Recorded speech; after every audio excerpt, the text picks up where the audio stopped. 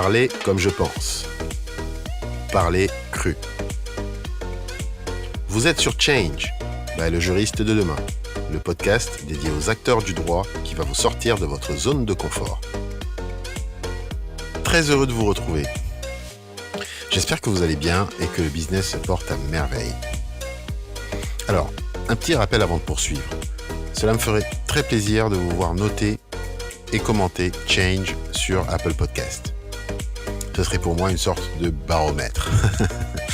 Donc allez-y, si vous aimez les épisodes passés et ceux à venir, n'hésitez pas, notez, commentez, mettez des étoiles, voilà, faites en sorte que Change, le juriste de demain, soit bien visible sur la plateforme.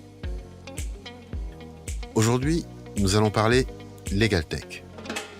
Alors, je ne vous l'ai peut-être pas dit, mais dans la technologie, de façon générale, j'ai vraiment un sujet qui me passionne plus particulièrement. C'est l'automatisation. Bon, l'automatisation dans tous les sens, bien évidemment. Avec mon invité du jour, justement, nous allons aborder ce sujet plus spécifiquement dans la rédaction de documents juridiques au sein des cabinets d'avocats. Cela parlera également aux juristes qui travaillent en direction juridique. Il est vrai que durant ces 2 dernières années, lors de mes échanges avec les avocats, une question est trop souvent revenue. Comment utiliser les outils d'automatisation dans mon cabinet ? Parce qu'en réalité, nombreux sont les avocats qui ont testé et qui testent toujours ces outils Legal Tech au quotidien. Malheureusement, pour bon nombre d'entre eux, l'abandon est vite arrivé. Pourquoi ? L'intégration est souvent difficile. Et l'usage dans les débuts décourage très vite en raison d'une sensation fausse de perte de temps et d'inefficacité. Pourtant, l'utilisation des outils d'automatisation est de nos jours incontournable. Surtout pour qui souhaite notamment optimiser sa pratique, gagner du temps et gagner en productivité. Alors, il y a quelque temps, je suis tombé sur un livre blanc très intéressant, l'automatisation au sein des cabinets d'avocats français. Cette étude a été réalisée par Legal Pilot, une entreprise de la Legal Tech que l'on ne présente plus et qui propose une solution d'automatisation de la rédaction de documents juridiques. Je me suis dit qu'il serait bien d'échanger avec les auteurs de cette brillante étude afin d'en comprendre les motivations, mais aussi de savoir dans quelles circonstances celle-ci avait été réalisée. Pour cet épisode 4, j'ai le privilège de recevoir Pierre-Michel Motto, Chief Operating Officer et cofondateur de Legal Pilot. Alors, autant vous dire tout de suite que vous allez écouter une conversation entre 2 passionnés de l'automatisation. Alors, nous avons commenté le rapport, effectivement, et sommes bien évidemment allés au-delà. Surtout, j'ai veillé à ce que vous puissiez avoir plein de tips sur le sujet. Si vous avez la flemme de lire ce livre blanc, ne bougez pas. Restez avec moi, vous allez tout comprendre. Voici nos échanges. Bonjour Pierre-Michel. Bonjour Tony. Comment tu vas ? Écoute, ça va très bien. Je suis ravi d'être là avec toi pour échanger ce matin sur ce podcast. Tu me vois également très ravi parce qu'effectivement, ça fait depuis le temps qu'on devait se parler et échanger sur les différents sujets qui nous passionnent. Du coup, on le fait sur Change, donc c'est pas plus mal, c'est super. C'est l'occasion.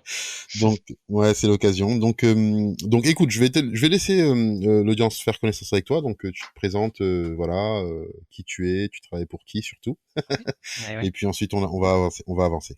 Ça marche. Donc ouais, moi je m'appelle Pierre-Michel Motto, je suis avocat. Je suis aussi cofondateur de Legal Pilot. Donc je pense qu'on va en parler un petit peu ce matin. Legal Pilot, c'est donc une Legal Tech qui propose une solution d'automatisation de documents pour les professionnels du droit. Donc nos clients, c'est principalement des cabinets d'avocats et des directions juridiques d'entreprise. Et peut-être deux mots moi sur mon parcours à titre perso. Donc moi je suis avocat depuis 2013. Et je suis venu à l'innovation principalement par frustration, je dirais, de pas avoir de meilleurs outils et des façons de travailler plus modernes, notamment à l'époque où les premières grosses legal tech françaises émergeaient. Donc ça crée de la frustration. Je me disais en tant qu'avocat, il faut quand même qu'on trouve tu vois, on a la compétence, on a les ressources, on a le réseau, on a énormément de choses, mais sur le plan de la tech, il y a encore beaucoup à faire. Et donc Absolument. c'est de là que j'ai rejoint deux autres confrères qui étaient dans la même démarche et du coup Mhm. ensemble on a monté Legal Pilote depuis 2017 maintenant. Waouh.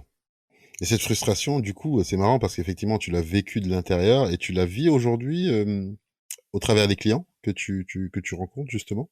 Eh ben, d'une certaine manière, oui. Enfin, ça dépend des interlocuteurs. Je dirais que nous, de toute façon, on a sans doute une vue un peu biaisée puisqu'on interagit avec des gens qui, par définition, sont dans une démarche de changement, voire d'équipement, on va dire. Donc, Mhm, c'est quand même des mhm, gens qui ont globalement un œil positif sur le sujet. Au début, quand on a commencé à développer Legal Pilote, c'était très très dur parce que les avocats notamment avec qui on interagissait comprenaient pas forcément le sens de ce qu'on essayait de faire. Ils avaient l'impression qu'on était les fossoyeurs de la profession, qu'on ils faisaient l'amalgame entre nous et puis les certains acteurs un peu déréglementés qui sont leurs concurrents par ailleurs. Mais je mhm. dirais que ça a très très largement évolué depuis.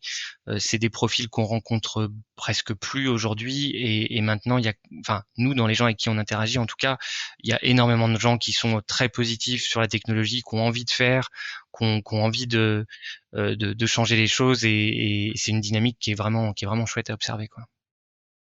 Ouais. Tu m'as rappelé, pareil, effectivement, les fameux débuts où on était regardé d'un œil assez bizarre, je me rappelle. C'est des jolis souvenirs. Bon, j'imagine voilà, que ceux qui nous écoutent se demandent pourquoi je t'ai invité aujourd'hui. Bon, même si ça coule de source, puisque tu es dans l'innovation et bah, Legal Pilote et fait partie des leaders en matière d'automatisation de documents juridiques. Donc, aujourd'hui, vous avez compris, on va parler automatisation hein, au sein des cabinets français. Pourquoi? Essentiellement parce que justement Legal Pilote a fait quelque chose que très peu font. Vous avez pondu un livre blanc intitulé L'automatisation dans les cabinets d'avocats français. C'est Ouais. une étude en gros sur la mutation de la profession. Alors, j'ai lu l'étude, franchement, j'ai trouvé ça très pertinent, et puis ça m'a d'ailleurs fait plaisir de voir pour le coup une étude dédiée à l'automatisation de documents. Ça, c'était quelque chose qui manquait, je pense, en France, parce qu'on n'en avait pas. J'en ai lu quelques-unes qui viennent des États-Unis ou du Canada, mais c'est vrai qu'en France, voilà, j'en avais pas vu. Donc du coup, euh, quelles ont été les raisons en fait qui vous ont mené à cela, à du coup vous dire bah on va réaliser une étude et on va prendre un rapport. Ben, je dirais il y a un double intérêt. Déjà, pour une start-up comme nous, l'intérêt d'une étude comme ça, c'est structurant. C'est de comprendre notre marché, comprendre les enjeux. Et un truc, moi, qui m'a paru important, c'est aussi de essayer de regarder le marché tel qu'il est et pas tel qu'on voudrait qu'il soit. Parce que notamment, nous, dans les fondateurs, on est nous-mêmes avocats, on fait nous-mêmes de l'innovation et tu te retrouves vite un petit peu pas en vase clos, mais peut-être en décalage avec la réalité du marché. Et donc cette étude-là, l'idée c'était d'adopter une démarche scientifique hein, dans la méthode, c'est-à-dire de voilà de conduire donc on a fonctionné par un système de questionnaire avec des batchs d'avocats, avec voilà, des profils qu'on cherchait à atteindre et ensuite on a essayé de regarder les résultats de façon objective. Donc le premier intérêt c'est vraiment voilà essayer de regarder ce qui se passe et de comprendre. Et le deuxième intérêt évidemment pour nous, c'est de pouvoir ensuite se positionner comme expert sur le sujet, de pouvoir communiquer et puis de pouvoir attirer, comme ça a été ton cas, Tony, des gens qui s'intéressent aussi à ce sujet et voilà provoquer Absolument, des rencontres, des discussions. absolument, absolument. C'est super intéressant la démarche. Euh, et quand j'ai lu le rapport, le premier truc que je me suis dit que ça serait super intéressant de vous entendre sur justement euh, quelle est votre notion à vous, quelle est votre définition de l'automatisation de façon générale, tu vois. Ouais. Alors ouais, c'est une bonne question parce que c'est vrai que nous on a peut-être une définition un peu particulière du sujet. Je m'en doutais. Déjà, Je sais pas. ouais, peut-être pour reprendre le truc au début, au début, c'était un truc un peu casse-gueule en fait, hein, de parler d'automatisation, parce que Mhm, derrière ça, il y a aussi une connotation qui peut être négative. On entend aussi, on entend remplacement, on entend ubérisation. Quand tu vas à un apéro et que tu parles, tu dis que tu fais de l'automatisation, les gens ils te regardent pas toujours bien. mhm, mhm, Euh, mhm. mais néanmoins, nous, on a essayé d'assumer le truc en étant assez fin et en essayant vraiment de s'attaquer à la partie redondante et la partie frustrante qui existe et qu'on a retrouvé dans l'étude, hein, qui prend une part importante du boulot des juristes. Et nous, le mot qu'on met en face, une des réponses, c'est automatisation. Alors, pour essayer de répondre Mhm. un peu mieux à ta question, nous, on parle avant tout de l'automatisation de documents. Ouais. C'est c'est ce qu'on traite avec le logiciel. Donc, ce que ça veut dire concrètement l'automatisation de documents, c'est qu'en fait, on va construire des modèles, mais en allant plus loin que des modèles Word classiques. C'est donc des modèles qu'on Mhm, peut appeler intelligents entre guillemets, dans lesquels en fait on va scénariser des hypothèses. mhm, On va par exemple créer un modèle, je sais pas, de création de société, et on sait que ce modèle il s'adresse à telle typologie de public, donc on va inclure des options dedans, et à l'inverse on va exclure certaines options. Et, euh, mhm. et ensuite, à partir de ces options, bah, concrètement, on va poser des questions à travers un questionnaire en ligne, et c'est ce questionnaire qui automatiquement va compiler le document, donc faire apparaître les bonnes clauses, remplir les bons champs, etc. C'est très important ce que tu viens de faire, en tout cas l'exercice que tu viens de faire là maintenant, parce que il y a ce souci de projection, je pense, de la part bah, des clients, des prospects éventuels, qui effectivement ont du mal à s'imaginer qu'est-ce que c'est que l'automatisation de documents concrètement, à quoi ça ressemble. Bien évidemment, il y en a certains qui ont utilisé des outils il y a voilà qui datent d'il y a très longtemps, mais je pense qu'aujourd'hui c'est vraiment bien d'expliquer concrètement et matériellement à quoi ça va correspondre. Et je trouve que tu l'as très bien fait. Et bravo, c'est top, c'est top. Alors, on est un Euh, petit peu habitué à ce- pitcher le truc maintenant, avec Ah oui, les c'est années. vrai, effectivement, bah oui, c'est vrai, tu as raison. Mais du coup, qu'est-ce qu'on peut aujourd'hui automatiser au sein d'un cabinet d'avocats? Alors, au sein d'un cabinet d'avocats, bah, évidemment, ça dépend énormément de l'activité du cabinet. Mhm, Je pense que nous, le message qu'on essaye de faire passer, c'est que les technologies, elles sont matures aujourd'hui. C'était peut-être pas le cas il y a quelques années, mais aujourd'hui, on peut vraiment automatiser à peu près n'importe quel type de document. La vraie limite qu'on va trouver, c'est euh, est-ce que euh, est-ce que mon modèle ou la situation est anticipable. mhm, Et ça, c'est le vrai facteur limitant. Donc, je vais construire un modèle à partir du moment où, comme tu le disais, je vais réussir à projeter l'utilisation de ce modèle. Et pour projeter mhm, ça, bah, il faut savoir à qui on s'adresse et avoir une idée aussi de la volumétrie et de la répétition. Donc, c'est vraiment le facteur limitant. Peut-être pour donner quelques exemples, des choses qu'on voit très très bien fonctionner en cabinet d'avocat, bah, déjà il y a les documents qu'on voit souvent un peu comme administratifs en tant qu'avocat, notamment la convention d'honoraires. mhm, Mais même au-delà de ça, on a des clients qui ont fait des trucs assez intéressants dans la démarche d'entrer en relation en fait, qui vont par exemple permettre à leurs clients de demander un devis, de transmettre des pièces, de préqualifier une situation, en fait faire l'ouverture du dossier automatiquement en ligne et la rédaction de la convention d'honoraires. Donc ça, mhm, exemple qui marche bien. mhm, Et puis mhm, sinon, peut-être pour donner une image un petit peu générale de nous, ce qu'on voit qui marche, bah, évidemment, il y a une prédominance du conseil. Les gens qui font du conseil ont souvent plus de volumétrie et donc ça, des choses qui se prêtent bien à l'automatisation, avec une mhm. prédominance aussi des matières en corporate et en droit social. Bon, ça c'est pour la statistique, D'accord. mais on a vu nous arriver ces dernières années et que j'ai trouvé hyper intéressant aussi parce que nous on venait pas de ce monde-là, c'est beaucoup de choses en contentieux. Euh, Ok. C'était plus inattendu, mais en fait, en contentieux, bon, il y a ceux des avocats qui ont une activité peut-être particulière, qui bossent par exemple pour des assureurs, et donc Mhm. ont par nature des activités très répétitives.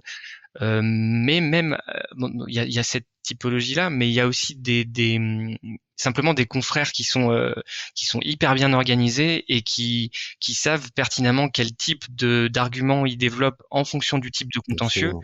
et qu'on réussit même à automatiser des assignations, des mémoires en défense sur des thématiques données. Et c'est voilà, sujet qui marche bien aussi, mais entre guillemets, il faut être câblé pour ça. C'est vrai que on est assez épaté nous de voir des confrères qui arrivent à déployer comme ça dans des choses qui nous paraissaient pas du tout possibles.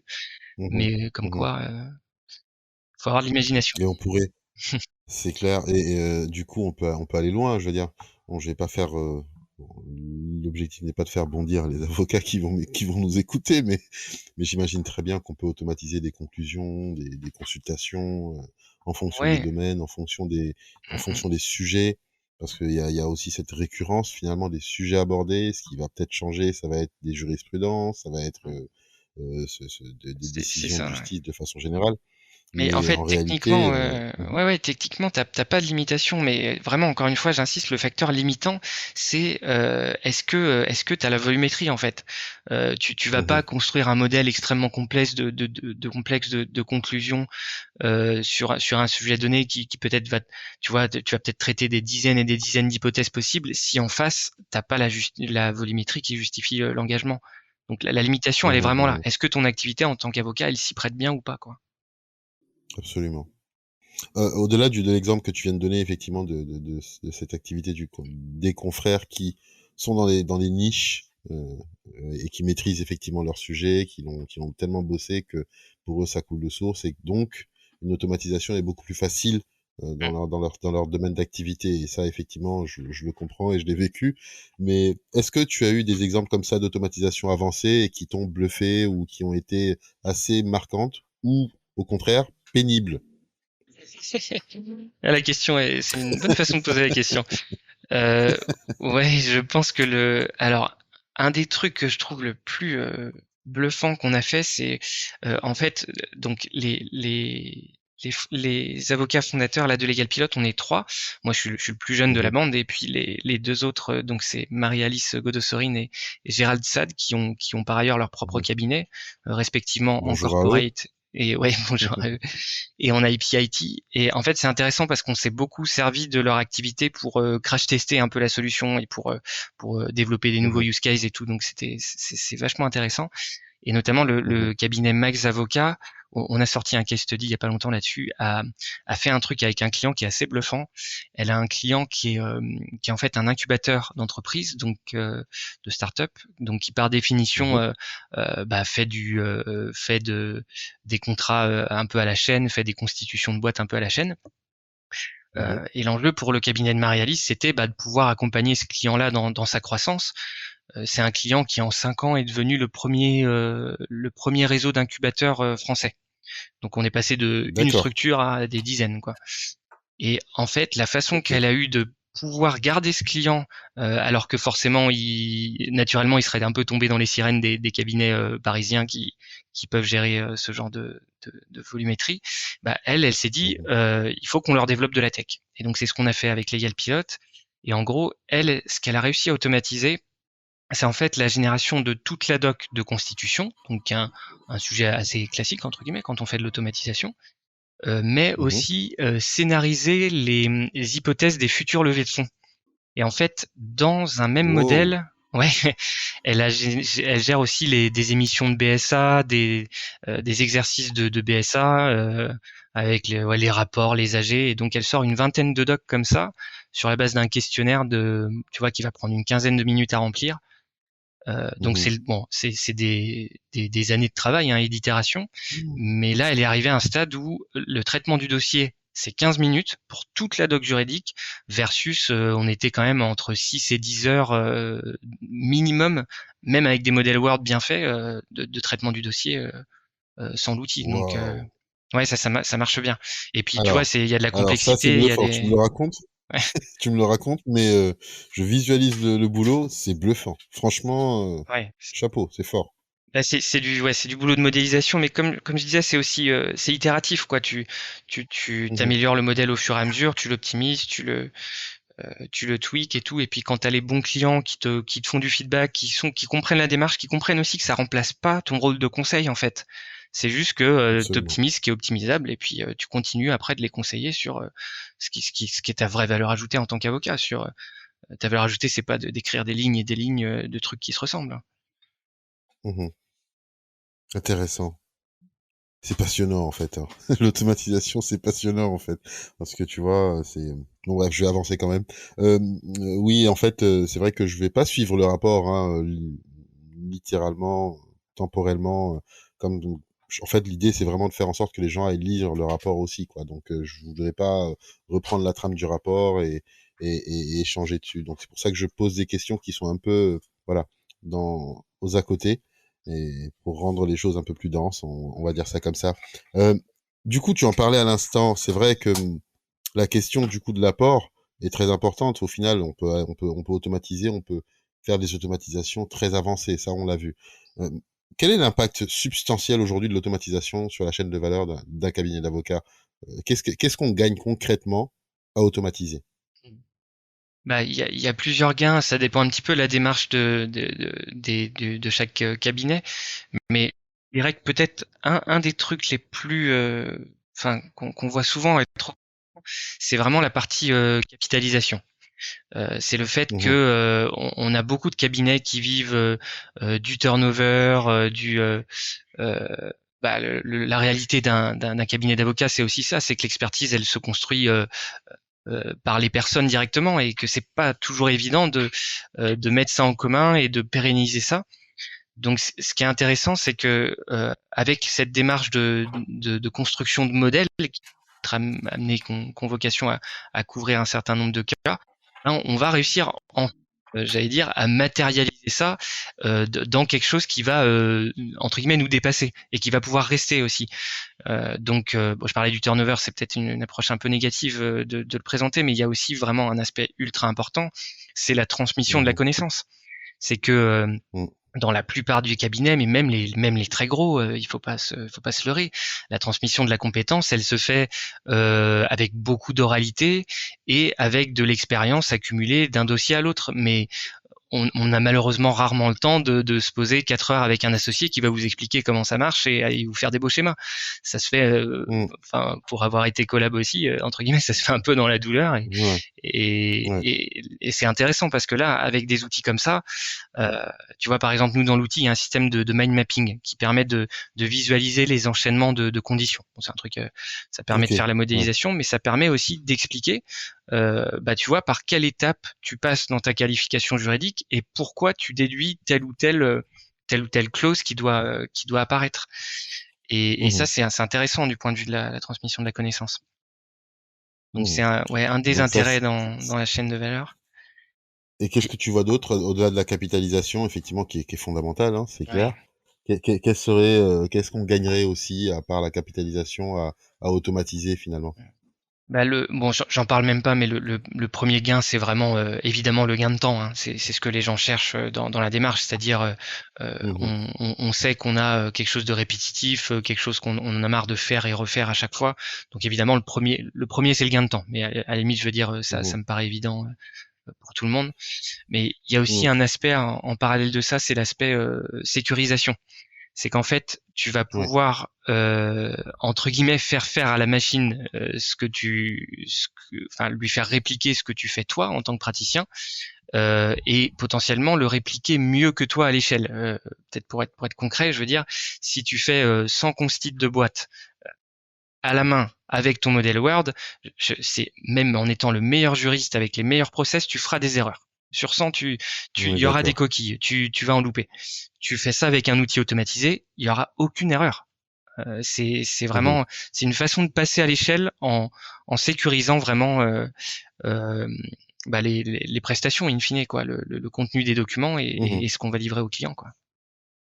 mhm. Absolument. Mhm. Euh, Euh, le truc aussi qui m'a frappé en fait dans la lecture du rapport, ça a été de constater finalement qu'il y a eu c'est un choix délibéré et bien évidemment je le comprends et c'est normal quelque part. Mais moi, pour disons comment dire ça, je suis en train de chercher mes mots pour trouver la bonne terminologie. Je vais pas la trouver, c'est pas grave. Mais l'idée, c'était de me dire que ce qui me manquait quand même, c'était l'autre aspect de l'automatisation. C'est vrai que l'automatisation de documents, c'est au centre de votre rapport, mais je trouvais que ah, Oui, vous auriez pu aller plus loin et je là comprends ce que taper dans tu veux dire. l'automatisation de Ouais, façon générale, tu vois. C'est vraiment ouais, ça peut-être qui m'a, on va dire, frustré. je C'est pas comprends. de la frustration malsaine, mais c'est plus effectivement le côté où je me suis dit, ah, c'est dommage, tu vois. Non, Parce mais que t'as il y tout a à vraiment fait raison. C'est ce que je voulais dire un petit peu en disant qu'on avait vous vous êtes posé une cette des. question, j'imagine en plus vous, Ouais, quand oui, vous avez oui. commencé à... Ouais, d'accord, Ouais. ok, oui, oui, c'est ça. C'est qu'en fait, Ouais, nous, ouais. on a une approche un peu particulière du mot, c'est-à-dire qu'on, euh, ce à quoi tu fais référence, alors j'imagine qu'on parle de la même chose, c'est que c'est Mhm. l'automatisation au sens large qui dépasse celle des documents. C'est notamment les Absolument, workflows, les tâches. absolument, Ouais. Donc ça, c'est un vrai volet aussi absolument. pour les cabinets d'avocats, hein. Il y a comme toute structure en fait, hein, c'est grosso modo les tâches manuelles. J'en sais rien pour peut-être donner un exemple pour ceux qui voient moins de quoi on parle peut-être. La tâche Mhm, manuelle de dire quand je reçois un mail avec dans les pièces jointes les éléments pour ouvrir le dossier, et ben je vais les classer sur le serveur, je vais créer un nouveau dossier et puis je vais copier-coller mhm, les pièces jointes dedans. Bon bah ça mhm, typiquement mhm. voilà, c'est des tâches qu'on peut automatiser. Euh, voilà. Absolument. Donc c'est vrai que nous on en parle assez peu de ça. Mhm, La façon, la raison en tout cas pour laquelle on en parle assez peu, c'est que on a un peu un parti pris qui est de dire euh, in fine, le cœur de la prod des juristes, c'est du document. La prestation intellectuelle, elle se matérialise toujours par du document, qu'on soit juriste en mhm. entreprise, qu'on soit avocat. Et in fine, tout va graviter autour de ça. Donc en fait, nous après, on en parle moins dans le rapport, mais en fait, nous dans la solution, il y a pas mal de choses qui tournent autour des documents et qui vont toucher plus au workflow et aux tâches. Par Oui. exemple, Et c'est ça que j'ai vu. C'est ouais, exactement ce que j'ai vu, c'est-à-dire que vous touchiez parfois en fait cette zone-là, cette zone effectivement workflow et tout, sans pour autant rentrer dedans ouais, en profondeur. oui, oui, c'est C'est vrai ça, oui. qu'on n'en parle pas dans le rapport. Bah, disons que c'était euh, enfin, il y a une partie du rapport qui s'y intéresse un petit peu, notamment on a posé des questions assez ouvertes pour demander aux avocats si, de manière générale et sans parler que des documents, s'ils constataient dans leur activité des tâches qu'ils voyaient comme automatisables et aussi des tâches à Mhm. faible valeur ajoutée. Exactement, Donc exactement. effectivement, il y a quand même des développements là-dessus. Mais oui, Ben, on a, enfin, forcément un parti pris en tant qu'éditeur de solutions, mhm. mais on considère que de toute façon, le workflow, il est toujours d'une manière ou d'une autre corrélé à des documents. Et c'est un Oui, peu comme ça oui. qu'on garde le sujet. Ouais. Mhm. Cet épisode est sponsorisé par madecision.com, une plateforme de médiation et d'arbitrage en ligne proposée par les avocats et huissiers d'Eurojuris France, réseau sélectif de professionnels du droit, qui permet en quelques clics de lancer un mode alternatif rapide de résolution des contentieux en s'affranchissant de l'éloignement physique des parties. Madecision.com offre une prestation accessible à tout type de litige avec un coût forfaitaire et transparent mené par un professionnel choisi au sein d'un panel totalement transparent sans aucune concession sur la qualité du droit. Pour en savoir plus, rendez-vous sur madecision.com. Non, non, c'est honorable. C'est pour moi effectivement un bon parti pris. Et voilà, donc je me mets à... Je pense il faut qu'on fasse la commande.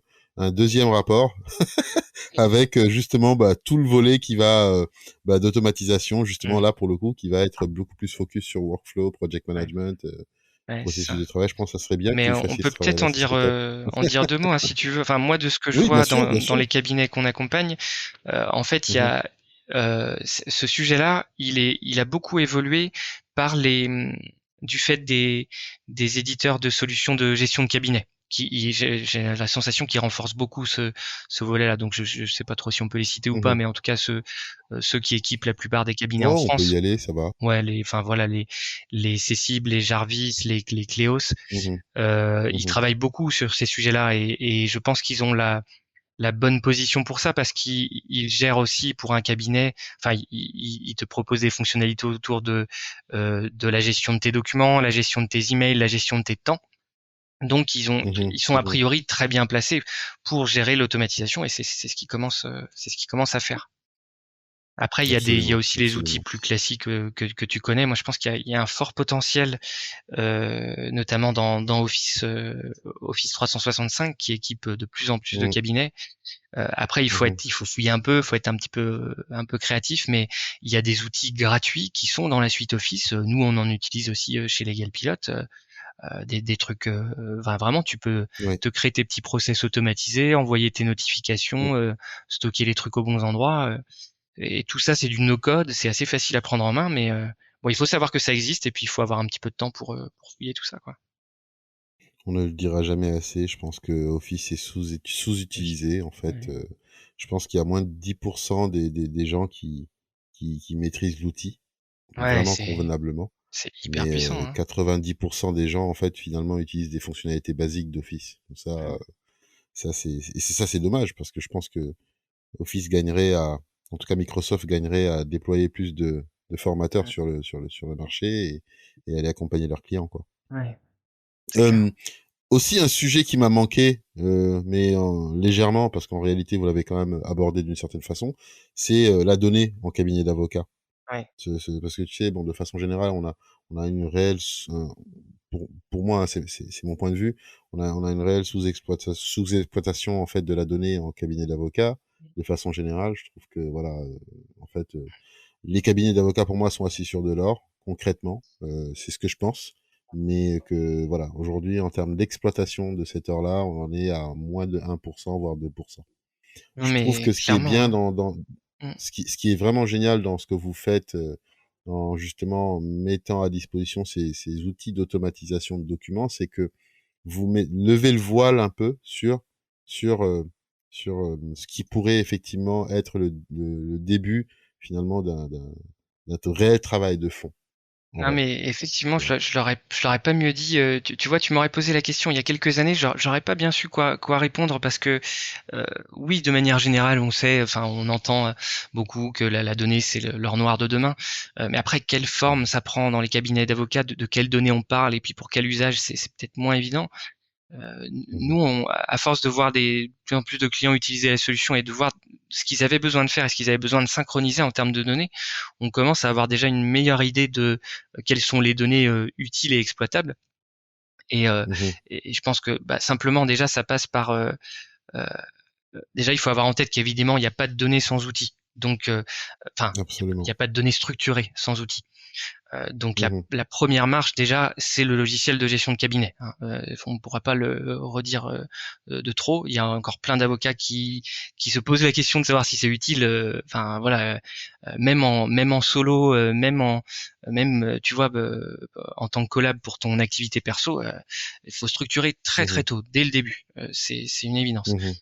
Et C'est clair. après, c'est ça qui fait que bah, tu vas avoir un fichier client, tu vas pouvoir faire, c'est le truc qui me vient en tête, mais un truc qu'on sous-exploite en cabinet et qui est un truc dont on parle un peu dans le rapport, c'est il y a un besoin fondamental pour les avocats de créer de la récurrence. Il faut Mmh. fidéliser les clients et c'est pas toujours évident parce que bah, des fois tu leur vends des prestations ponctuelles. Mais un des axes hyper intéressants, c'est que très très peu d'avocats exploitent à ma connaissance, c'est en fait bosser la relation client comme une boîte classique. Te dire bah en fait pourquoi j'aurais Absolument. pas un CRM, tu vois, pourquoi j'irais pas faire de la chasse, pourquoi j'irais pas faire Mmh. du marketing sur les segments sur lesquels moi je suis identifié comme expert. Et ça, Absolument. effectivement, ça se fait, enfin, ça produit des résultats si tu as les données. Sinon, c'est juste une bouteille à Mmh. la mer et c'est des efforts pour rien. Donc, Absolument. ouais, on pourra pas le dire trop. Il faut Et vraiment et partir de là, logiciel de gestion de cabinet. Et après, nous, ce qu'on voit sur le volet automatisation, c'est qu'une fois que tu as ça, eh ben, ça peut encore te faire plus accélérer sur la partie automatisation parce que tu peux resynchroniser des données que tu as déjà et éviter des doubles saisies, des erreurs de saisie et donc accélérer le gain de temps et la sécurisation. Et voilà. Et si tu as déjà la donnée structurée, bah Absolument. après, tu peux plugger d'autres outils dessus. Legal Pilot, nous, Complètement. c'est plutôt un outil de prod. Mais voilà, t'as les outils de marketing, de développement d'activité. Il y a plein de choses à faire. Et puis moi, c'est un message que j'essaie de faire passer, c'est que ça, en fait, c'est passionnant. C'est pas, Complètement. enfin, c'est pas sale, c'est pas en dessous de la profession. C'est le développement d'activité d'un cabinet. Enfin, moi, c'est ce que j'ai trouvé le plus enthousiasmant, quoi. T'as une expertise Mhm. et en plus, elle va être visible et en plus, de plus en plus de gens vont venir te voir pour ça. Qu'est-ce qu'il y a de plus positif que ça, Absolument. finalement? Absolument. Absolument. Non, non, on est en phase, hein. C'est passionnant, comme tu dis, c'est extraordinairement passionnant. Euh, tu me fais penser à un truc que je disais à un associé de cabinet d'avocat il y a quelques temps. Euh, En fait, bon, de façon générale, tu sais, les cabinets d'avocats, on va dire entre ceux qui sont moyens et ceux qui sont grands, ils ont généralement une relation avec leurs clients qui a une ancienneté moyenne de 5 ans, on va dire, tu vois. Et ce qui est intéressant dans ça, bon, c'est que je disais à ce fameux associé, ben, en fait, tu te rends pas compte, mais en réalité, toutes les consultations que tu as fait pour ton client depuis 5 années, c'est de l'or, en Bah fait. oui. C'est, en fait, aujourd'hui, tu as de quoi pouvoir euh, prédire finalement des comportements de ton client, tu Mm. vois. Et ça, c'est source d'automatisation. Ça pourra te permettre de gagner du temps, en fait. Et en fait, c'est vrai il me regardait comme ça en me disant, mais t'es sûr de ce que tu dis? Non, mais Mais oui, ouais. effectivement, tu vois. Effectivement, je trouve que ce soit les consultations, que ce soit des conclusions. En Mm. fait, je trouve que tout dépend de la relation qu'on aura entretenue avec le client. Mm. Si dans le temps on aura une relation qui fait 5 ans voire plus, on a largement de quoi pouvoir vraiment travailler en fait finalement non seulement la relation client, mais automatiser la donnée quoi. Vraiment c'est vraiment ça qui est puissant je trouve en tout cas dans justement l'exploitation de ces données quoi. Non, mais c'est clair, mais après, c'est vrai que c'est un peu la boîte de Pandore, parce qu'en fait, ce qu'il y a derrière ça, c'est vraiment la question du knowledge management, de la gestion de Absolument. la connaissance en cabinet. Honnêtement, elle est complexe, hein. Nous, on accompagne des grosses structures aussi, on voit bien les enjeux. En fait, c'est exactement ce que tu dis, c'est que t'as littéralement de l'or. Bah, de toute façon, enfin, les avocats savent bien, c'est des heures carrées sur des consultations, des recherches, des trucs ultra pointus que tu fais que pour un client. Donc évidemment, il y a une valeur de dingue, mais cette valeur, elle est relative, au sens où le client considère qu'il y a de la valeur parce qu'il est dans la situation où il est prêt à la payer. Mais la question, c'est Mhm. comment tu remobilises ça, comment tu le sors de son contexte particulier pour le génériser et pour le réexploiter dans d'autres contextes. Et ça, honnêtement, ce qui est Et ouais. vraiment pas simple, c'est que encore une fois, la prestation intellectuelle, elle ne se traduit que dans de l'écrit. Et l'écrit, à ce stade, c'est quand même très très compliqué à exploiter. Donc soit tu mets à côté de cet écrit des process, un système, des outils qui vont te permettre de classer, de taguer, d'historiser, de retrouver les échanges et tout et de recontextualiser. C'est à peu près l'état actuel des outils de knowledge management. Soit, et puis Mhm. on en parlera peut-être après plus sur la partie prospective, soit tu commences à réfléchir à des systèmes plus intelligents. Et là, les technos Mhm. sont en train de devenir matures là-dessus, mais notamment tout ce qui va être le traitement du langage naturel et Absolument. voilà, des technos qui vont pouvoir t'amener à remobiliser de l'écrit comme ça plus efficacement. Je me rappelle, il y en avait un qui m'avait frappé en 2017. C'était Case Text, que tu dois Mm. certainement connaître, tu Mm. vois, en fait, du jour au lendemain, en fait, eux, ils faisaient complètement un peu comme à la Doctrine Oui. ou Westlaw, tu vois, voilà, base de données basique. Mm. Et je crois qu'un jour, ils ont eu une lumière, boum, ils se sont dit, mais mince, on est assis sur la donnée, automatisons les conclusions. Oui. Et en fait, du coup, ils ont lancé l'outil et c'était extraordinaire le buzz que ça avait fait à l'époque. Voilà, it blew my mind, comme disent les Américains, tu vois. Ça m'a explosé le cerveau. Exactement. Euh, Parlons du coup impact de l'automatisation sur le modèle économique. Ouais. Effectivement, et ça, vous en avez parlé il y a un gros pavé sur ça, sur le rapport. J'invite les auditeurs à aller à avoir une attention particulière sur cette partie-là. Ouais, Qu'est-ce que tu peux, effectivement. voilà, parle-nous-en un tout petit peu plus du coup à l'oral, puisque là, Oui, ce sera beaucoup plus clair, je pense. sur le modèle économique, ce qu'on a vu, c'est déjà pour remettre dans le contexte, on parle souvent plutôt donc des avocats qui sont en conseil. Donc ça, la plupart je pense, des cabinets ont déjà fait un bout de chemin les 10 dernières années vers le forfait.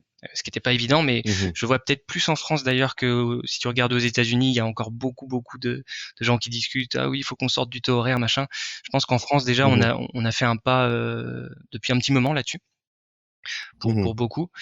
Et donc l'idée, c'est ce qu'on voit dans le rapport, c'est que il y a beaucoup d'avocats qui se disent que l'automatisation, le développement d'activités, etc., ça va aussi passer par plus de ce qu'on appelle nous dans le rapport les prestations packagées. Alors, ce que j'entends mhm, par là, c'est des choses en fait concrètement que tu vas pouvoir mettre dans un forfait. Et on mhm. sait en tant qu'avocat que c'est pas facile de faire du forfait. Il faut avoir du recul, il faut connaître ta clientèle, il faut savoir là où ça peut déraper sur le dossier. Il faut se dire que C'est peut-être clair. sur 10 forfaits, il y en a un qui sera perdant, mais si les 9 autres sont gagnants, c'est bon. Mhm, Mais voilà, c'est cette logique de prestation packagée qui, en plus, côté client, trouve un réel intérêt puisqu'il y a une problématique fondamentale sur sur les offres d'avocats, c'est que il faut qu'on mhm. arrive à passer au-delà de l'inconnu du prix. Le client, il a besoin de connaître le prix. On peut plus signer un chèque en blanc en disant oui, je vous fais confiance, vous allez l'air très très fort là-dessus, et puis du coup je vous paierai peu importe ce que vous me chargerez à la fin du mois. C'est plus tenable dans le monde d'aujourd'hui. Faut que les prix soient connus, et le forfait, le fait Mhm, de packager des prestations, c'est une façon de répondre à ça. Et peut-être par mhm, packager, pour être concret, on parlait un peu tout à l'heure de l'exemple assez courant des créations de boîtes. En tant mhm, qu'avocat en corporate, quand tu fais une création de boîte, en fait tu fais quand même plein de choses différentes, hein. Tu fais de la rédaction, tu fais de la recherche, de la vérification, tu fais des formalités. Tout ça, c'est dans une mhm, prestation packagée, et et ça paraît maintenant évident pour énormément de gens, mais ça l'était peut-être pas il y a 10 ans, hein. Et mhm. la C'est clair. question, c'est de savoir comment on va pouvoir appliquer cette logique sur d'autres sujets. Et je parlais un peu des avocats en contentieux tout à l'heure. Par exemple, les confrères qui bossent pour des assureurs, ils sont sur les mêmes logiques, hein. Tu packages même du contentieux, hein. Tu vas, enfin voilà, tu vas mettre un prix sur l'assignation, les deux premières conclusions, et voilà, c'est une façon de passer à l'échelle. Et Mhm, c'est pas complètement un changement de modèle économique, mais par contre, ça suppose quand même de se poser la question sur ses coûts, sur sa structuration, sur sa marge, sur son marché. Et ça, c'est peut-être des choses dont on a un peu moins l'habitude, ouais. ouais. Et vous, du coup, est-ce que ça vous arrive ponctuellement comme ça d'accompagner vos clients sur justement ces sujets packaging, notamment? On va alors les accompagner au sens commercial du terme, non, parce que nous, on est en tant qu'éditeur, hein, chez le client, donc Mhm, on n'est pas vraiment en conseil. Mais par contre, ce que nos clients demandent beaucoup, c'est euh, qu'est-ce qui marche? Qu'est-ce que vous avez vu marcher ailleurs dans d'autres cabinets? Est-ce que là je mhm, perds mon temps? Est-ce que c'est une voie de garage? Euh, comment comment vous pouvez nous aider à structurer pour que ça marche rapidement, quoi. mhm, Donc c'est plus ce genre d'infos qu'on leur amène, voilà, des trucs très terrain. On sait aussi les projets qui sont plus longs à mener, ou au contraire les quick wins que tu peux avoir sur tel et tel sujet. Donc nous on les pousse au maximum vers des choses qui marchent, quoi. mhm. En parenthèse, qu'est-ce qui marche aujourd'hui? Qu'est-ce qui marche? Je le disais un petit peu là, le corporate, il y a pas de sujet évidemment. Ça, je pense tout le monde l'a compris depuis un moment. D'ailleurs, les Mhm, legal tech qui sont arrivés nous chatouiller au milieu des années 2010 l'avaient bien compris, hein. mhm, Il y a de l'optimisation à faire ici. Donc le corporate, le social aussi. Le social, c'est peut-être un peu plus dur parce que en fait, il y a deux sujets. C'est soit tu fais un truc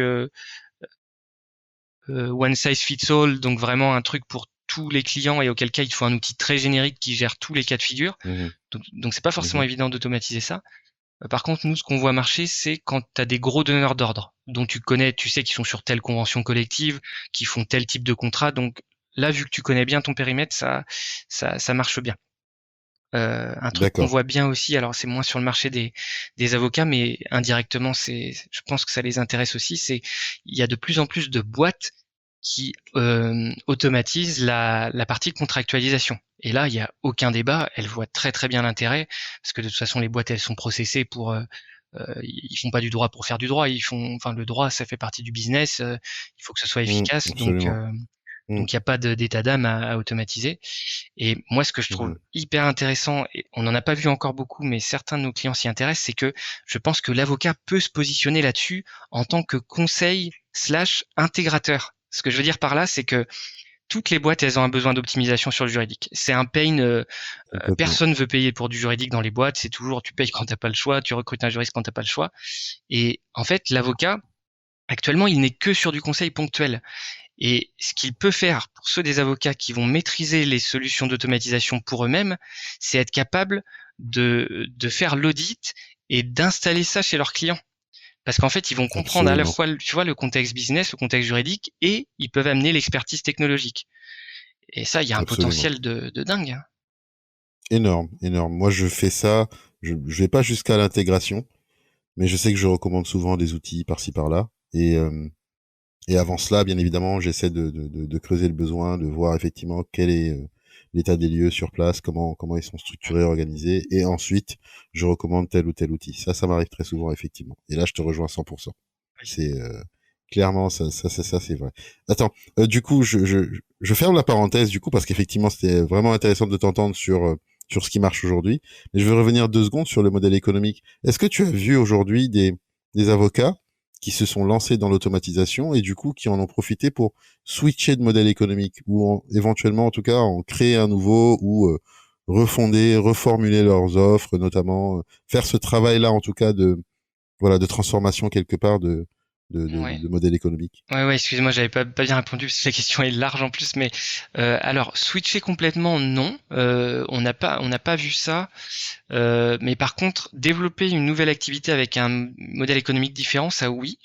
Un truc déjà qui peut être facile à faire, c'est que entre guillemets, tu peux faire du freemium facilement. C'est-à-dire que tu peux mettre des trucs en Mhm, self-service sur ton site sans forcément mettre un système de paiement et tout. Et du coup, ça te permet de faire du. Alors, c'est pas un modèle économique de freemium, mais ça te permet de mhm, commencer à livrer un bout de conseil adapté et de justifier de ton expertise. Donc ça, c'est vraiment le truc qu'on voit le plus fréquemment parce que c'est le plus simple à faire. Euh, d'accord. Après, ce qu'on voit, c'est des clients qui vraiment vont réussir en fait à passer à l'échelle des prestations, c'est-à-dire à faire ce qu'ils faisaient à une échelle artisanale, euh, et ben Mhm, le faire demain à une échelle industrielle et du coup avec des prix fixes et avec beaucoup moins d'intervention humaine de leur côté. Donc c'est pas mhm. complètement un changement de business model, mais c'est quand même un changement de paradigme dans le traitement de certains dossiers. Absolument, absolument, absolument. Et donc du coup, parlons relation client. Quel apport du coup de l'automatisation pour la relation client en particulier? Tu l'as abordé un tout petit peu au début, mais là j'aimerais qu'on prenne le temps effectivement de voilà d'analyser en fait finalement les retours de l'automatisation sur justement la relation client. Ouais. Bah, il y a un truc justement dans le rapport qui est intéressant, c'est qu'on avait posé une question assez ouverte à la fin, dans la dernière phase du rapport, qui était quel est pour vous le principal intérêt de recourir à une solution d'automatisation? Et la première Mhm, réponse qu'on a eue par ordre d'importance, c'est la visibilité en ligne. Et je trouve ça quand même intéressant parce qu'en fait, on parle pas de la même chose fondamentalement. L'automatisation, en gros, enfin dans notre cas à nous en tout cas, c'est faire de la mhm, rédaction entre guillemets à ta place, venir optimiser cette partie-là. Mais tu vois, mhm. il y a beaucoup d'avocats qui ont en tête la corrélation qu'il y a entre ça et le fait que ça va te permettre de te développer en ligne. Et ça me paraît extrêmement Absolument. intéressant parce que c'est Mm, effectivement, personne, je pense, pourra le nier aujourd'hui. Si tu montes un cabinet d'avocats aujourd'hui, tu ne peux pas passer à côté du fait que ton développement d'activité, il passera forcément par Internet d'une manière ou d'une autre. Que tu aies un site absolument. ou pas de site, mais les gens, ils vont te chercher par là, ils vont te trouver ou pas te trouver par là. Euh, et donc, voilà, il y a un vrai sujet autour de ça et une image que j'aime bien prendre pour essayer de sensibiliser au sujet, c'est que tu vois, en quelques années, en tant que consommateur, on a eu des changements de comportement quand même assez incroyables. Enfin, si tu penses à Uber, tu penses à Deliveroo, il y a des choses Mhm. qu'on consommait pas du tout de cette façon-là, et c'est devenu une évidence en 2, 3 ans, tu vois. Et Ouais, et ce que ça crée, je pense, dans la tête du public, et il faut se dire, à un niveau individuel, on est tous des consommateurs, hein. Même si tes clients, mais complètement. c'est des boîtes Mm. du CAC 40, le mec avec qui t'interagis, c'est aussi un consommateur. Et le Absolument. consommateur, il veut un truc instantané, pas cher, accessible sur son mobile, avec des réponses explicites qui vont lui prendre le moins de temps possible. Ça, Absolument. c'est l'attente de tout un chacun aujourd'hui. Donc il faut forcément un certain niveau qu'en tant qu'avocat, tu te poses la question de comment je réponds à ce besoin-là par rapport à mon offre de service. Et évidemment, la réponse, elle est notamment en ligne, et elle est dans le repackaging de tes offres pour être plus accessible, plus visible, plus compréhensible. Et l'automatisation, elle règle pas ça par magie, mais par contre, ça peut être une des clés de l'équation qui vont te permettre de peut-être faire un peu plus de gratuit là où tu as besoin de faire du développement client, et d'optimiser mieux ta prod, et de gagner en marge sur la partie exécution. Ça c'est clair. Absolument. Je pense souvent que, enfin, pour moi, l'automatisation, dans une certaine mesure, c'est une sorte de lead magnet, en fait, en réalité. Tu vois, Ouais, ouais, carrément. tu mets en place de l'automatisation, tu rends ça visible, et puis, bah, t'as des prospects qui vont venir, ils vont C'est ça. tester. Bah, en fait, tu vas prendre les adresses email, tu vas les appeler, et puis tu vas leur peut-être leur vendre le truc, ou en tout cas, ils seront peut-être intéressés. C'est Donc clair. pour moi, ouais, c'est clairement, c'est évident, oui, effectivement, il y a un avantage considérable en tout cas, utiliser ces outils d'automatisation et à les brander sur le site. Ouais, ouais. En définitive, parce que là, effectivement, je me rends compte que le temps il file et c'est tellement passionnant que je pense que toi et moi, on aurait pu en parler pendant 3 heures, Oui, c'est sûr. tout à fait. Mais on va peut-être pas embêter les gens avec ça. Exactement. Dis-moi, donc du coup, pour ceux qui, par exemple, n'auraient pas le temps de lire le rapport, c'est vrai que il est pas long quand même, je trouve, mais peut-être qu'il y a des gens qui n'auraient pas le temps. Et j'aimerais bien quand même que, quand ils vont écouter le podcast, en tout cas cet épisode, ils vont vraiment avoir une idée de ce sur quoi vous avez pu travailler. Et donc, du coup, j'aimerais que quels sont les enseignements concrets qu'on peut tirer de ce rapport? Donne-moi juste cinq éléments pour toi qui, voilà, sont au cœur de ce rapport. Ouais. Alors déjà, premier élément, ce serait, nous, on a cherché à évaluer quelle proportion la partie rédaction représentait dans l'activité, dans le day-to-day d'un avocat. Les réponses qu'on a eues, c'est que on a les tâches de rédaction, elles prennent à minima 25% du temps, minimum.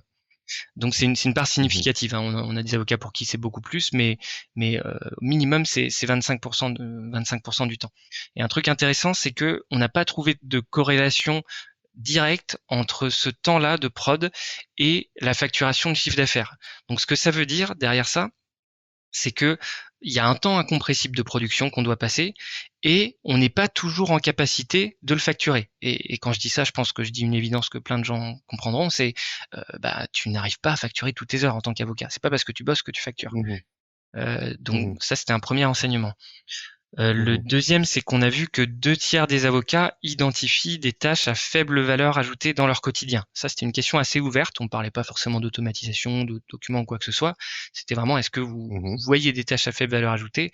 Et la réalité, c'est que voilà, plus de 2 tiers le vivent comme ça. Ensuite, le troisième enseignement, c'est que 80% des gens qu'on a interrogés, plus de 80%, identifient des tâches automatisables, redondantes et automatisables dans le travail de rédaction. Donc là, pareil, mhm. c'est peut-être une évidence, c'est le fameux copier-coller, c'est que toute la journée, on fait des tâches euh, dont une partie est vraiment triviale, quoi. Donc il y a déjà tu vois, ce sentiment que c'est déjà là, qu'on peut optimiser, qu'on passe déjà trop de temps à faire des choses qui sont pas toujours intéressantes. Le quatrième Mhm, enseignement, mhm, c'est qu'on a 2 tiers des avocats qui cherchent à créer de la récurrence. Et ça mhm, rejoint un peu ce qu'on disait tout à l'heure. C'est une des clés du développement d'activité. Il faut qu'on arrive à fidéliser les clients, donc à leur proposer d'autres prestations, et puis à les relancer, voilà, à ce qu'ils reviennent. Et ce qui est intéressant, c'est que la plupart des avocats, quand on leur demande mais comment vous pensez pouvoir créer de la récurrence, la Mhm. la plus grosse cohorte nous répondait par la mise à disposition de modèles. Ce qui paraît peut-être surprenant, Mhm. mais en fait, ce qu'il y a derrière ça, c'est que c'est des gens donc qui, tu sais, quand tu bosses pour une boîte, je sais pas, t'es avocat en droit du travail, tu vas pas rédiger tous les contrats de travail de la boîte, c'est impossible. On va pas te payer Ouais. pour ça. Donc en fait, ce que tu Mhm. vas faire, et que tu le veuilles ou non, c'est que tu vas leur filer le premier document qui va leur servir de modèle après. Donc en fait, c'est très bien, Absolument. tu as fait ta prestation, mais peut-être que derrière, ils l'ont utilisé 50 fois et c'est très probablement que euh, une majorité du temps, tu aurais pu revendre une prestation de conseil complémentaire pour leur dire ah, attention, la situation est un peu différente par rapport à ce Clairement. qu'on avait rédigé à la base. Mhm. Et ce qui est intéressant, c'est Mhm. que les modèles dynamiques, potentiellement avec des outils, ça te permet de faire un peu de l'hybride en gardant entre guillemets la porte, un pied dans la porte chez le client. Donc ça, c'est un potentiel assez fort, Absolument. quoi. Et le Absolument. dernier, Entièrement d'accord. ouais. Et le dernier enseignement que moi je trouve vachement encourageant aussi, c'est que on n'a pas trouvé de corrélation entre l'appétence pour les sujets de transfo, l'appétence pour l'automatisation. On n'a pas trouvé de corrélation avec l'âge. Et ça, je trouve ça hyper important. C'est qu'on entend souvent dire ouais, les outils c'est pour les jeunes, c'est la génération X, Y, Z, ils sont nés avec ça. En fait, non. Mhm. Vraiment, moi je le vois aussi chez nos clients. C'est pas parce que tu utilises TikTok que tu sais faire des tableaux Excel. Enfin, vraiment, ça n'a pas grand-chose à voir. Et par contre, Absolument. ouais, à l'inverse, on voit des gens qui ont la cinquantaine, la soixantaine, qui sont ultra agiles, qui adoptent des nouveaux outils tous les jours. Donc voilà, c'est un truc que je Absolument. trouve encourageant. Ouais. J'invite les gens à, et pour s'en assurer d'ailleurs de ce que tu dis, j'invite les gens à aller lire Joël de René ou Thierry Vickers dans notre écosystème à nous, dans notre écosystème juridique. Ouais. Mais voilà, effectivement, c'est pas une question d'âge en fait. T'as Ouais. parfaitement raison. Mm. On arrive sur la fin. Écoute, j'aimerais juste qu'on fasse effectivement un tout petit peu de prospective. Donc, on sait qu'aujourd'hui, on est d'accord. En plus, ça a été l'objet de cet enregistrement aujourd'hui avec toi. L'automatisation de la rédaction de documents, voilà, on est à son apogée. Je pense qu'aujourd'hui, beaucoup de cabinets sont conscients de son utilité, de sa valeur ajoutée, de la nécessité d'implémenter, ainsi de suite. On le sait. Je pense que il faudra peut-être encore attendre 2, 3 ans pour que pratiquement tous les cabinets soient vraiment, vraiment, vraiment bien équipés. Ma question, c'est quelle serait, selon toi, la prochaine étape technologique pour les cabinets? Disons, dans les 7 à 10 ans à venir. Ouais. Alors, c'est vraiment la boule de cristal, hein. C'est dur à dire et moi je sais pas si tu as cette impression-là, mais C'est à la ça. fois plus tu creuses, moins t'es sûr de ce que tu sais. Ouais, c'est clair. Mais il y a un truc structurant, on en parlait rapidement tout à l'heure. Moi, je pense qu'il va être vraiment, qui risque vraiment de changer la donne. C'est le NLP, le traitement le TAL aussi en Mhm. français, le traitement du langage naturel. Ça, en Naturel. fait, Mhm. alors, c'est pas une technologie, c'est un socle technologique duquel on va pouvoir créer, à partir duquel on va pouvoir créer énormément d'applications. Le NLP, Mhm. c'est en fait une technologie qui, en le disant avec des gros guillemets, permet de comprendre le texte, permet à la machine de comprendre le texte. Alors, il faut Mhm. pas non plus trop fantasmer le truc aujourd'hui. C'est en pratique, c'est de l'analyse de caractères, de la compilation des expressions récurrentes, de la contextualisation. C'est beaucoup d'algorithmie aussi, hein. On parle beaucoup d'IA, mais en fait, c'est de l'algorithmie qu'on empile. Mais par contre, Mhm. ce qu'il faut comprendre, je pense que c'est que ça, à moyen terme, assez rapidement, il y a déjà des usages qui marchent bien, ça va permettre, et c'est un petit peu flippant, hein, mais ça va permettre de Mhm. faire une partie du boulot d'analyse des documents que les juristes font. Et ça, c'est vraiment pour le meilleur et pour le pire, hein. Je sais pas ce qu'on va en faire en termes d'outils, ce que le marché proposera grâce à ça. Ce que je peux dire, c'est que les usages là où ça marche bien, euh, aujourd'hui, c'est notamment pour des usages massifs tels que de la due diligence, quand tu te retrouves avec des milliers de documents à analyser. Et honnêtement, je pense qu'aucun Mhm. avocat ou juriste regrettera de perdre cette partie-là du taf tellement c'est de l'abattage. Mais c'est sûr Mhm. que Qu'est-ce qui se passe si demain, bah, c'est déjà un peu ça, hein, tu vois des doctrines, on en parlait tout à l'heure avec leur document analyzer, ça s'appuie sur cette Mhm. techno-là, ça te permet de préanalyser les conclusions adverses et de corréler ça avec les références jurisprudentielles notamment. Donc ça, c'est quand Mhm, même mhm. assez fou, hein. Je pense que Absolument, complètement. ouais, tu te mets 5 ans en arrière, c'était vraiment de la science-fiction et en fait, c'est déjà là. Donc C'est voilà, clair. je sais pas quels seront les usages de ça, mais à la fois, moi, je suis quand même un optimiste. Je me dis que de toute façon, le cœur de la valeur ajoutée d'un avocat, ça a toujours été, ça devra rester à mon sens, l'expertise. Tu as une expertise, Absolument. ton expertise, elle est pas que juridique. Il faut regarder le truc en face. T'es un bon avocat quand t'es un avocat complet aussi. Donc, t'es technique, t'es bon en relation client, tu sais gérer ton cabinet, tu sais le faire évoluer. T'es un technicien entrepreneur. Et ça, moi, je suis quand même assez confiant dans le fait que la technologie viendra pas remplacer ça. Donc, il faudra C'est peut-être clair. réinventer la façon dont on travaille avec nos outils. Peut-être se dire effectivement qu'une partie des tâches que hier on faisait à la main, eh ben on le fera plus à la main. Mais moi, à Mhm. titre perso, en tout cas, j'ai envie de me dire, bah, j'espère que c'est pour le meilleur. J'espère que ça va me permettre de faire des choses encore plus intéressantes. Absolument. Absolument. Est-ce que tu connais un outil qui s'appelle Copy AI? Non, ça ne me dit rien. Copier Alors, AI. je t'invite à regarder Ouais, je t'invite à regarder cet outil, donc copy.ai, ouais, AI, quoi. ouais. Et il y en a un deuxième qui s'appelle Hemington.ai. Euh, regarde ces outils-là parce que pour moi, c'est le Ah, futur, en fait, hein. ouais, C'est ouais, ouais. clairement, grosso modo, Hemingway, excuse-moi, Hemingway, c'est hemingwayapp.com. Ouais. Je Je suis en le train dis de aussi regarder ça. pour nous, ouais, je le dis aussi pour nos auditeurs parce que ça, moi, c'est Copy AI, en fait, c'est un outil qui a été créé il y a, allez, 2 ans et demi maximum, 3 ans. Non, 2 ans et demi, pas plus. Et en fait, en gros, c'est un outil qui te permet en fait, tu rédiges pas. C'est en fait, Ouais, je tu as des vois. catégories de, de, de, de, de textes que tu aimerais mettre en place. Par exemple, je sais pas, tu veux rédiger un blog, tu veux rédiger une tagline pour ton site, tu Ouais, veux rédiger un paragraphe marketing, tu veux faire ceci, tu veux faire cela. Et ben en fait, tu mets juste ta thématique, ton mot clé, et boum, le texte il sort. ouais, c'est un Tu vois? très bon exemple. C'est ce qu'on appelle la NLG, la génération de langage naturel. Voilà, Et exactement, c'est tu vois. épatant. Ouais.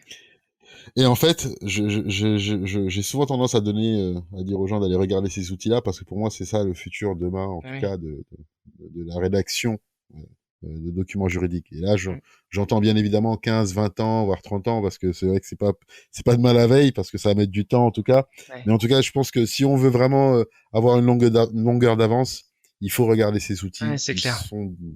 qui sont à côté, qui vraiment font des choses assez bluffantes, je trouve. Et dans le domaine du Et, marketing et notamment, c'est vrai que c'est intéressant, hein, parce qu'ils ouais, produisent beaucoup de contenu et il y a des outils absolument, épatants qui absolument, marchent très très bien.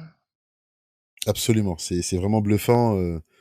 Donc voilà, je voulais te parler de ces deux outils-là parce qu'effectivement, moi, c'est vraiment ce à quoi je pense quand je pense automatisation. Je me dis, Ouais.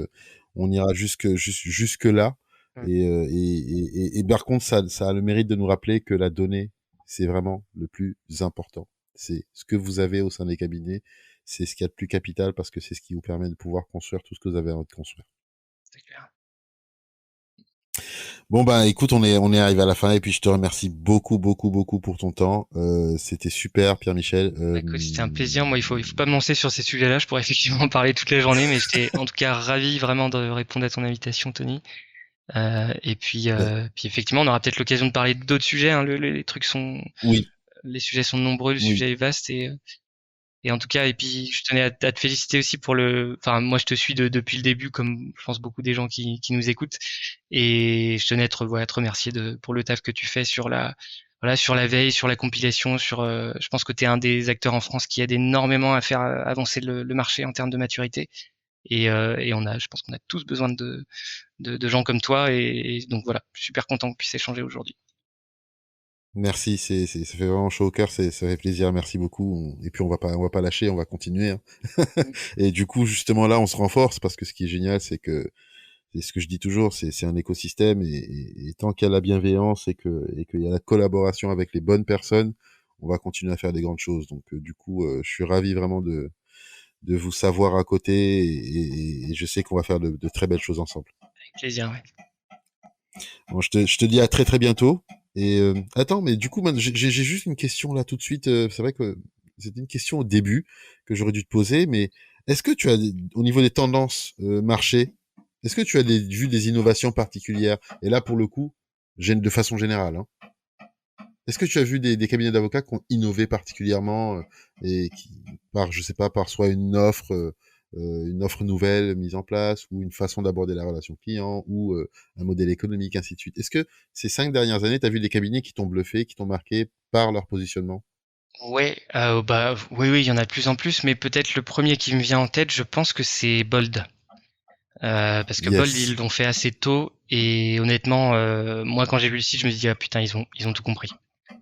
Ils ont Mhm, compris ce mhm, qu'attendaient leurs mhm. clients, ils ont compris comment leur amener ce que les clients attendaient.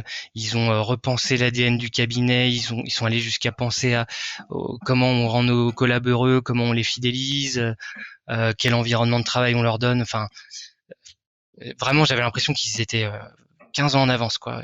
Assez bluffant et puis à tous les niveaux. Donc, Ouais, mm. ouais. Est-ce que tu connais un cabinet qui s'appelle Get Avocat par hasard ou pas? Ouais, ouais, tout à fait. Ah, d'accord, ok. D'accord, très bien. Parce que il est là aussi depuis très longtemps et c'est vrai que moi, Bold, il m'a fait penser à lui, à son offre, et lui, Christophe Landa, hein, que Ouais. je connais bien sûr, qui est un ami aujourd'hui. Et c'est vrai que c'est assez marrant parce que c'est vrai que l'approche était assez similaire. Et ce qui a de différent, c'est qu'effectivement, Bold, c'est grand, quoi. Ça Ouais. va grandir de plus en plus. Et Mais je suis en ouais, phase avec toi, Get je suis Avocat, d'accord. ce qui est bluffant, c'est qu'il l'a fait très très tôt aussi, et puis vraiment euh, enfin, j'allais dire en mode pirate, mais enfin, je crois qu'il était un peu tout seul, et puis Ah, il y allait quoi. c'était ça, Enfin, je crois. c'est assez fou, ouais. Ouais. Ouais, en mode pirate, il va aimer quand tu vas dire ça, quand il va t'écouter. Non, mais ouais, Bon, ouais, et bah puis il a écoute. fait ça avant tout, ouais, un peu avant tout le monde, quoi. Ouais, ouais, ouais, ouais, c'est clair, c'est clair. Bon, bah écoute, en tout cas, je te remercie beaucoup. Je vais te libérer là. Et puis, Ouais. de toutes les façons, on se dit à très très vite. Parce qu'on va se parler très très rapidement. Et puis merci encore pour ton temps. Ouais, merci Tony, à très bientôt. À très bientôt.